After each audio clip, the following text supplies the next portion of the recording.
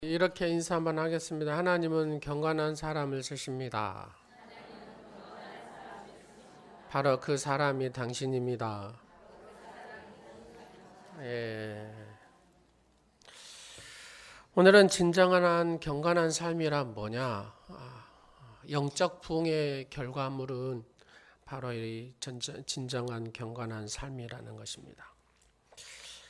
베드로 사도가 루따에서 8년 된 중풍병과 애니아를 치유하고 요빠에서는 죽은 과부 다비다를 살려냈습니다. 가이사랴에 이르러서는 빌립 집사에 의한 에티오피아 내시를 전도를 하죠. 그것을 제외하고 사도에 의한 최초의 이방인 선교의 문을 열게 되는 것을 볼 수가 있습니다. 오늘 본문의 사건을 우리가 오순절 그러잖아요. 오순절 다락방 사건 뭐 이런 거 하잖아요. 오늘 본문의 사건은 가이사랴의 오순절이라 이렇게 얘기할 수 있습니다.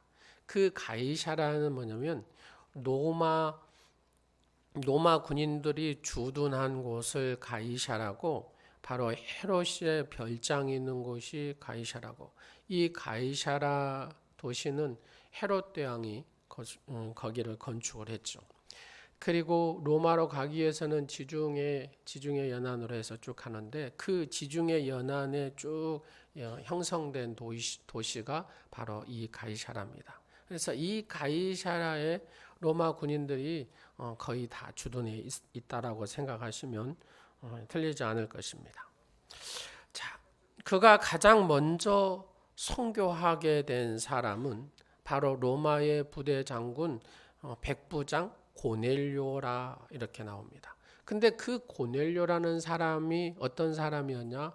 경건한 사람이었다라고 성경은 얘기합니다. 우리는 흔히 경건한 사람, 여러분 경건하면은 여러분이 머릿속에 딱 스치는 게 뭡니까? 성경책 다 이렇게 들고, 그죠? 성경책 다 이렇게 들고 목을 곧게 딱 세우고 거룩 이렇게 이런 걸 우리가 경건한 사람이라 이렇게 생각합니다. 거룩한 음성 이렇게 우리가 연상하는데 자, 이렇게 하는 사람 이런 사람은 주님도 우리도 가까이 하게 먼 당신이죠. 주님도 멀리해 이런 사람은 누구도요? 우리도 제가 이제 목회를 20몇 년을 하다 보니까 이렇게 보면은 그런 분들이 가끔 있어요. 가끔 우리 교회는 없는데 저쪽 동네에 있을 때 가끔 그렇게 보이더라고요. 이렇게 하기는 하는데 중요한 것은 겉으로는 굉장히 거룩하게 보이는데 실상 삶을 보면은요, 저거는 아닌데 하는 분이 있잖아요. 여러분 우리가 겉으로만 거룩한 채 한다고 거룩한 것이 아니라는 얘기입니다. 예수님께서 마태복음 23장을 쭉 살펴보면은 겉은 거룩한 채 하지만 속은 다 썩어 있는 서기관과 바리새인들을 향하여서 예수님이 무서운 말을 하죠. 화 있을진저 외식하는 서기관과 바리새인들이요. 여기다가 조금 더 악센트를 넣어서 독사의 자식들아 뭐 이렇게 쓰시잖아요. 근데 이런 용어가 마태복음 23장에 7번이나 나오거든요. 7번이나. 그래서 주님께서 말세의 징조에 대해서 말씀하시면서 디모데후서 3장 5절 말씀을 한번 보도록 하겠습니다. 시작. 경건의 모양은 있으나 경건의 능력은 부인하니 이 같은 자들에게 내가 돌아선다라고 말합니다. 그러니까 겉으로 보니까 경건의 모양은 있는데 실질적으로 보니까 그 속에는 뭐 있어요? 경건의 능력이 없는 거예요. 그래서 그 사람, 이 속사람은 누가 알아요? 내가 알고 그 다음에 하나님이 아시잖아요. 그래서 경건의 모양만 가지고 사는 사람 앞에는 하나님은 등을 돌리신다라고 말씀을 하고 계십니다. 그렇다면 우리가 말세의 마지막 때에 고넬료와 같은 이 백부장, 로마의 백부장인 고넬료와 같은 진정한 경건한 삶은 어떠한 삶일까라는 겁니다. 자, 오늘 정 집사님이 1절에서 8절까지 잘 읽어주셨습니다. 근데 핵심적인 내용은 2절 말씀입니다. 자, 2절을 한번 띄워보겠습니다. 시작. 그가 경건하여 온 집안과 더불어 하나님을 경외하며, 이것이 한 가지죠. 그 다음에 두 번째, 백성을 많이 구제하고, 이게 두 가지입니다. 세 번째, 하나님께 항상 기도하던, 이게 세 가지입니다. 그러니까 2절을 중심으로 오늘 설교를 하겠다 그 말입니다. 이 세 가지로. 이제 여러분 오늘 설교 다 정리가 되셨죠? 예. 첫 번째, 경건한 사람 고넬료. 바로 로마의 군인 백부장인 고넬료는 첫 번째, 온 가족이 하나님을 경외했다라는 얘기입니다. 고넬료는 경건하여 가장 먼저 온 가족이 하나님을 경외한 겁니다. 사실 우리 한 사람도 하나님을 경외하고 살아계신 하나님 앞에 두렵고 떨림으로 신앙생활하는 게 쉬워요, 어려워요? 어렵습니다. 어려워. 더군다나 여러분 군생활 할 때, 여러분 남자분들 군생활 해보셨잖아요. 군생활, 군대 주변에 다 뭐가 있어요? 이런 데가 많단 말입니다. 술집이 많고, 저를 막 상사가 술을 먹이려고, 야 신학 다닌 친구들도 다 술 먹더라, 너는 어찌 안 먹냐 하면서 막 얼마나 유혹한지 모릅니다. 옆에 여성분들 두 분 다 가운데 딱 양쪽에 앉혀놓고 막 선배들이 넘어가게 하려고 막 하는 거예요. 군 생활이 좀 그렇다 그 말입니다. 휴가 나오고 예방 나오면은 그런 분위기 만들고, 결국 술 먹고 이제 필링 끊기면 어쩝니까? 이제 그 다음에 여러분 상상에 맡기겠습니다. 네. 자, 그런 일들을 하게 한다고. 더군다나 군 생활은 남자들만이 사는 세상. 더 유혹을 받고, 근데 또 이 사람은 또 지휘관이잖아요. 근데 어디요? 식민지를 점령한 주둔군이다 그 말입니다. 여러분 얼마나 파워가 있겠습니까? 더욱더 타락할 수밖에 없지요. 그런데 이런 사람이 하나님을 자기 자신도 경외하기 힘든데 자기뿐만 아니라 누구까지요? 온 가족이 하나님을 경외하는 그런 가정이었다라는 겁니다. 이게 보통 경건한 사람이 아니죠. 그렇습니다. 고넬료가 그렇게 경건하게 살았기 때문에 가능했다라는 얘기입니다. 그런데 말세 마지막 때가 된지 그런지 모르지만, 안 믿는 분들은 뭐 놔두고라도 교회 안에서도 영적인 교만을 가진 사람이 있습니다. 자신만의 의를 드러내는 사람이 있습니다. 그러니까 영적인 교만이 들어가고 자신만의 의를 드러내면 하나님을 두려워해 안 해요? 절대 하나님을 두려워하지 않죠. 저는 이렇게 주의 종으로 이렇게 신앙생활을 하고 목회를 쭉 하다 보면은 가끔씩 그래요. 가끔씩. 저러다가 하나님의 심판을 받아 언제 어떻게 인생을 끝날지 그런 두려움이 제 자신에게 그 교인을 보면서 들 때가 있어요. 그런데 우리가 부모님을 모시고 살아가며 있어서도 마찬가지입니다. 형제들끼리 가까이 하고 자식을 길러봐도 그 중에 어떤 자식이요? 자기 의를 늘 내세우는 자식이 있어요. 자기 고집으로 막 사는 자식들이 있고 형제가 있습니다. 자기 감정을 막 드러내죠. 이런 사람은 다른 사람에게 감동을 줍니까 못 줍니까? 감동을 못 줘요. 형제들끼리도 감동을 못 주고, 그 다음에 자식들 서로 자녀들 그런 관계 속에서도 부모에게도 이런 자식은 감동을 못 줍니다. 왜요? 늘 자기 의를 내세우고 자기 고집을 막 내세우고 자기 감정을 가지고 사는 사람은 절대로 주변에 감동을 주지 못합니다. 하나님을 두려워하는 온유하고 겸손한 사람만이 아무리 강팍한 마음이라 할지라도 다 녹여내고 다 풀어줍니다. 모든 관계를 다 회복시키는 그런 사람이 온 가족을 여호와를 경외하게 만드는 사람이 되는 줄로 믿습니다. 사실 가족들이 흩어져서 신앙생활을 하다 보면 각 교회에서 배우는 신앙의 교리나 스타일이 각각 달라서 치유받고 양육받을 기회가 없어서 하나된 신앙생활을 하기가 결코 쉽지 않습니다. 우리 교단은 이제 서울의 노량진 교회라고 했는데, 하여튼 목사님들이 장수를 하시더라고요. 그러니까 지금 은퇴하신 목사님이 있는데 그 위에 또 은퇴하신 목사님이 계세요. 니민식 목사님이라고. 한경재 목사님 다음으로 성자 아닌 성자의 그렇게 취향을 받는 목사님이십니다. 근데 이 목사님이 이제 은퇴를 하셨죠. 이제 오랜 세월. 근데 이 목사님은 늘 노량진 교회를 섬기면서 성도들에게 이런 신앙 교육을 훈련을 시켰답니다.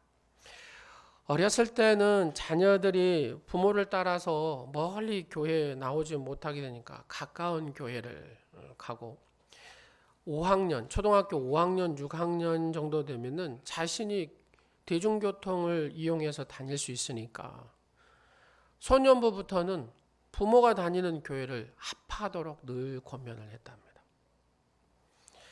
부모님과 함께 한 믿음, 한 소망, 한 사랑 가운데 살아가도록 하기 위해서 그렇게 했다는 얘기죠.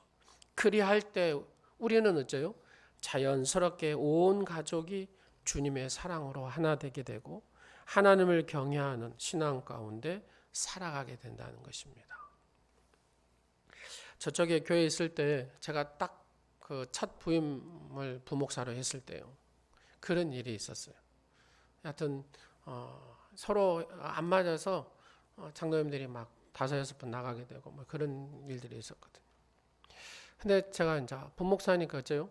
이제 성도들 이렇게 함께 신앙생활하자고 권면하고 그런 과정 속 세월이 흘렀습니다. 그죠? 다 스타일이 이쪽 사람이 있고 이쪽 사람이 있고 이쪽 따르는 사람이 있고 이쪽을 좋아하는 사람, 다 사람들의 성격이 다 다르기 때문에 여기를 좋아하는 사람도 있고 저기를 좋아하는 사람도 있고 막 그러지 않겠어요. 네, 제가 이제 막 신방을 하면서 30명씩도 하루에 다니기도 했으니까요.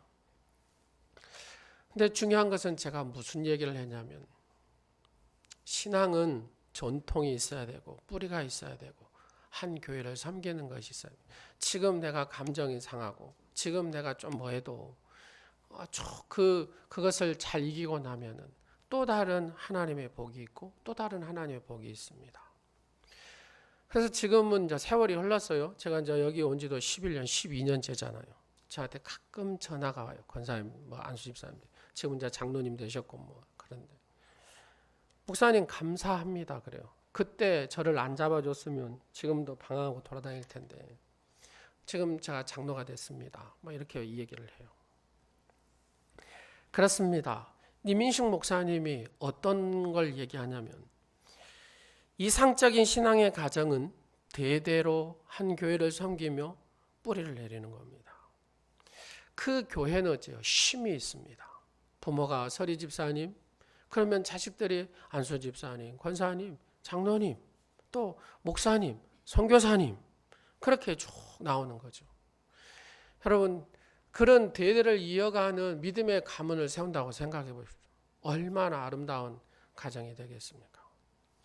그런데 말세에 사탄이 우리의 가정을 늘 어떻게 하든지 막 허물어뜨리려고 합니다.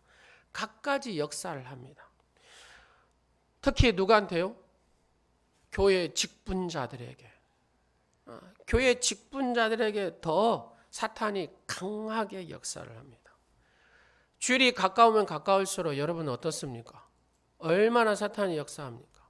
하나님 앞에 집중하지 못하도록 마음을 산란하게 합니다. 여러분, 그 사탄은 누구한테 역사하겠습니까? 그렇습니다. 이 목사부터 사탄의 역사를 합니다. 장로님들도 그럴 거예요. 안수집사님들도 그럴 겁니다. 권사님들도 그렇습니다. 하나님 앞에 집중하지 못하도록 이 사탄이 얼마나 역사한지 모릅니다. 자, 우리의 가정을 내가 지키지 않으면 누가 지켜줍니까? 절대 지켜주지 않습니다. 우리의 가정을 내가 지켜야 되고 내 가족을 내가 영적으로 돌봐야 된다는 겁니다.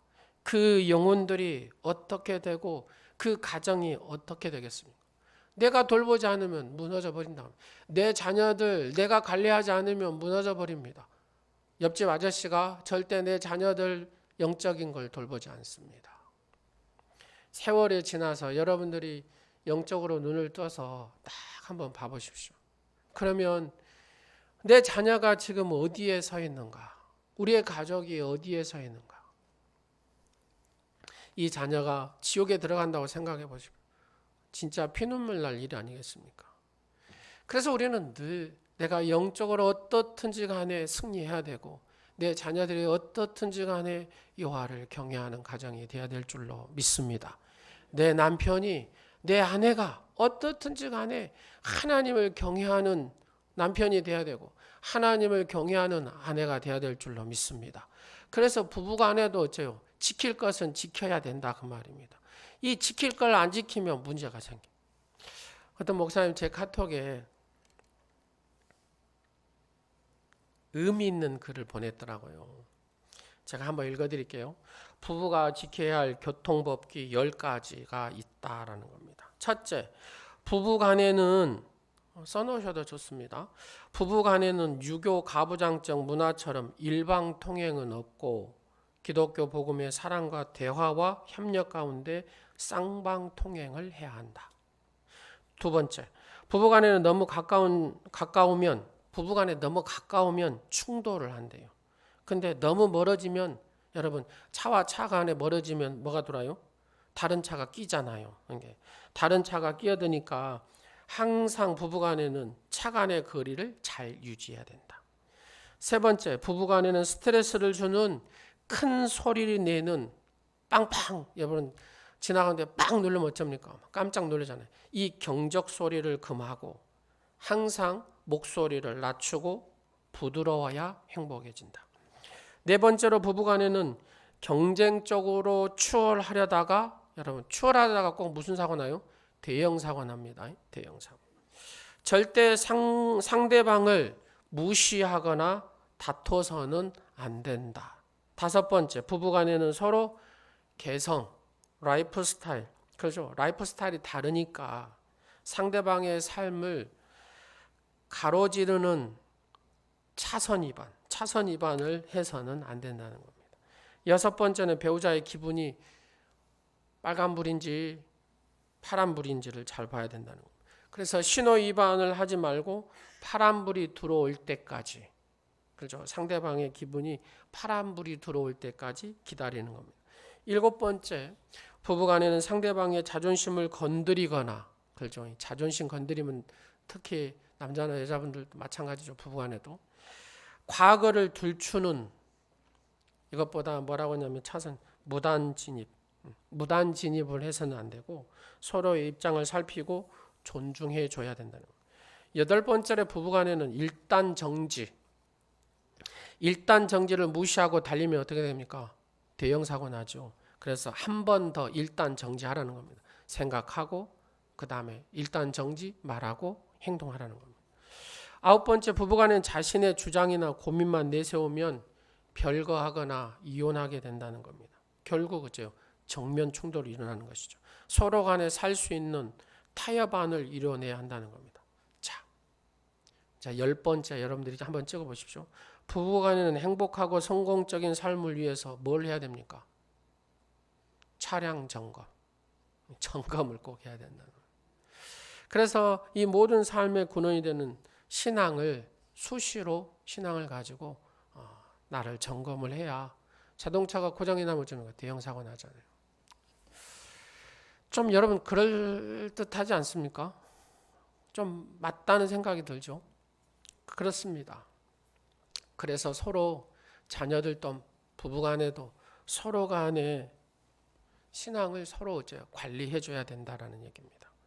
그래서 디모데전서 5장 8절 말씀에 보면 무슨 말씀이 있냐면 이런 말씀이 있습니다. 누구든지 자기 친족, 특히 자기 가족을 돌보지 아니하면, 가족을 돌보지 않으면 뭔다고요? 믿음을 배반한 자고 불신자보다도 더 악한 자니라. 그래서 자녀의 신앙을 반드시 돌봐야 되고 남편의 신앙을 돌봐야 되고 아내의 신앙을 돌봐야 된다는 겁니다. 그래야 어째요? 그러지 않으면 불신자보다도 더 악하다고 하나님 말씀하고 계십니다. 그러므로 우리는 우리의 가정을 무너뜨리는 사탄의 역사에 대해서 가장 먼저 강하고 담대한 믿음을 가져야 되고 끝까지 인내가 필요합니다. 인내하는 자만이 어린 양의 혼인잔치에 들어갑니다. 사랑으로 섬기며 감동을 주는 관계가 가족입니다. 이처럼 하나님을 경외하는 신앙의 가정을 이루기 위해서 반드시 믿음의 본을 보이는 삶을 살아야 된다는 얘기죠. 그래서 무엇보다도 먼저 온 가족을 위해서 뭐가요? 눈물의 기도가 필요하다는 겁니다. 온 가족을 구원하고자 하고 거기서 그치지 않고 항상 뭐가 있습니까? 상한 마음을 서로 간에 치유하고 주님의 제자로 양육하고 주님의 사역자로 헌신케 해서 온 가족이 마지막 때에 사명을 받아서 그 사명을 따라 주님께서 부르실 때까지 충성을 다하도록 하는 겁니다. 이 얼마나 아름답고 복된 신앙입니까? 그러므로 우리가 어떤 불행과 고난 속에서도 하나님의 살아계심을 믿고 두렵고 떨림으로 진정한 경건한 삶을 살아갈 때에 우리를 통해서 온 가족까지도 하나님을 경외하는 천국의 가정으로 회복될 줄로 믿습니다. 두 번째 2절 중반절에 보니까 고넬료는 어떤 사람이었냐면은 사람들을 어째요? 많이 구제했다라고 성경은 나옵니다. 고넬료가 경건하니까 백성들을 얼마나 구제했냐면 여러분 유대인들하고 로마 군인들하고는 어째요? 완전히 적대 관계라고 생각합니다. 여러분 옛날 일본 순사하면 어쩝니까? 지금도 우리가 그 감정이 있잖아요. 축구하면 무조건 일본하고 할 때는 이겨야 돼. 다 그런 억울함이 있어서 그런다고 말입니다. 마찬가지입니다. 유대의 이 백성들하고 특히 유대의 지도자 장로하고 여기에 백부장인 로마의 군인들하고는 어째요? 서로 아차하면 칼로 죽이는 그런 관계다 그 말입니다. 근데 이 고넬료를 얼마나 신실하게 봤던지 그 고넬료가 부탁하니까 유대의 장로들이 움직여서 예수님 고넬료의 하인이 아프다고 합니다. 예수님 고쳐주세요. 이렇게 심부름을 해줄 정도로의 아름다운 관계였습니다. 그러니까 고넬료가 얼마나 구제하고 선을 베풀었는가를 잘 알 수가 있죠. 그렇습니다. 당시에는 이 가이사라는 5개 부대가 있었습니다. 4개 부대는 현지인들을 이렇게 뽑아가지고 군대를 만들고 또 한 부대는 로마 군인들이 직접 이제 점령지에 와서 주둔하죠. 근데 이 한 부대가 몇 명이냐면 한 6천 명 정도 됩니다. 6천 명 정도 되는데 10개 대대로 이루어져서 그러니까 백부장이 보통 100명이라고 이렇게 표현하는데 여기에 문헌을 보면은 600명 정도를 커버할 수 있는 사람이 백부장이라고 합니다. 그런 위치에 있는 사람이 고넬료거든요. 근데 그 고넬료가 식민지에 다 와가지고 우리가 일본 순사나 일본 헌병들을 생각하면 너무 차원이 좀 딱 나죠. 근데 그랬던 관계 사람인 바로 이 고넬료가 얼마나 선을 베풀었던지 유대인들이 그를 다 존경하고 따르고 했다라는 겁니다. 자, 근데 중요한 것은 이게 하루아침에 이루어지느냐? 그거는 아니라는 것입니다. 이 고넬료의 가문을 한번 살펴봤습니다. 고넬료의 가문은 주전 82년에 보니까 그의 할아버지가 누구냐면 코넬리우스 슐라라는 장군이 있습니다. 그 할아버지가 코넬리오 슐라가 있는데 이 코넬리오 슐라가 1만 명의 노예를 해방시켜 준 사람입니다. 그 할아버지가 늘 선을 베풀었습니다. 그러니까 그 모습을 누가 바꿨어요? 고넬료의 아버지도 바꿨잖아요. 그 고넬료의 아버지도 늘 선을 베푼 사람이었습니다. 그러니까 누구래요? 고넬료는 어렸을 때부터 보니까 태어날 때부터 누구요? 할아버지의 모습을 보고 아버지의 모습을 봤다. 그러니까 그냥 몸으로 어째요? 체득되어서 그냥 구제하고 어려운 사람이 있으면 돕고 했던 인물이 바로 이 고넬료다 그 말입니다. 조산적부터 신실하고 구제하고 살아온 그런 가문. 바로 그런 가문에 이런 믿음의 신실한 경건한 자가 나오게 됐다라는 얘기입니다. 여러분 중국 선교사의 아버지가 누굽니까? 허드슨 테일러라고 합니다. 허드슨 테일러의 아버지가 누구냐면 제임스 테일러거든요. 이 제임스 테일러는 약사였습니다. 약사. 근데 이 허디슨 테일러 아버지 제임스 테일러는 어떤 사람이냐? 늘 말씀대로 살고 말씀에 순종하러 살려고 애썼던 사람이 바로 제임스 테일러입니다. 그래서 가난한 사람들에게 약값을 싸게 주거나 아예 돈을 받지 아니하였다고 합니다. 그래서 어려운 환자들이 오면은 항상 그래. 아이고 앞전에도 약사님께서 제게 약을 주셨는데 돈을 안 받으셨는데 미안해서 어쩝니까? 그럴 때마다 이 제임스 텔러는 이렇게 얘기했다고 합니다. 우선 병이 낫고 봐야 되니까 빨리 가서 약 먹고 회복하십시오. 그리고 약값은 걱정하지 마세요. 계산서는 제가 벌써 보냈습니다. 어디로요? 천국으로 보냈답니다. 거기 가서 천국 가서 내가 그 약값 받으면 됩니다. 그러니 약이 떨어지면 돈 걱정하지 마시고 꼭 오십시오. 그런데 꼭 한 가지 기억해야 될 것은 하나님의 은혜를 잊지 마십시오. 당신이 이 하나님의 은혜를 기억한다면 약값을 내는 것입니다. 이랬다는 겁니다. 이런 분이 우리나라에도 있어요. 장기려 박사라고. 바로 이 제임스 텔러는 그런 많은 선한 일을 했다는 겁니다. 이 모습을 누가 봤어요? 그렇죠. 허든스 테일러 아들이 본 거예요. 아버지의 모습을 본 겁니다. 그래서 중국에 와서 그런 선교를 쭉 하니까 어째요? 그 선교가 이 허든스 테일러를 통해서 엄청난 구원의 역사가 일어나는 것이죠. 그렇습니다. 어렸을 때부터 보니까 체득되어서 나오더라는 겁니다.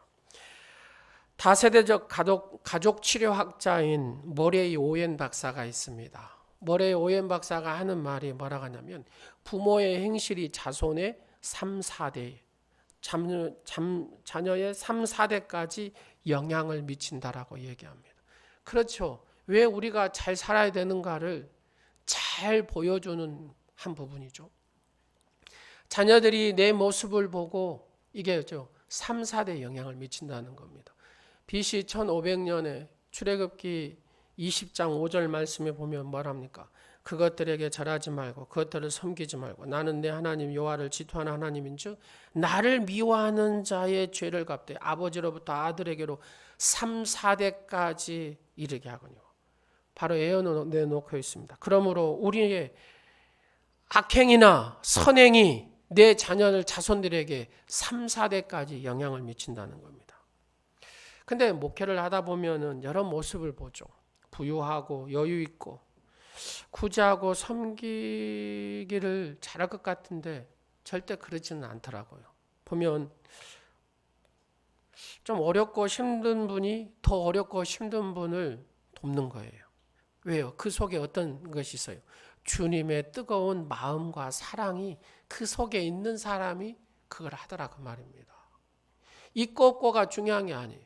중요한 거는 주님의 사랑하는 뜨거운 마음이 있는 사람이 구제를 하더라는 얘기입니다.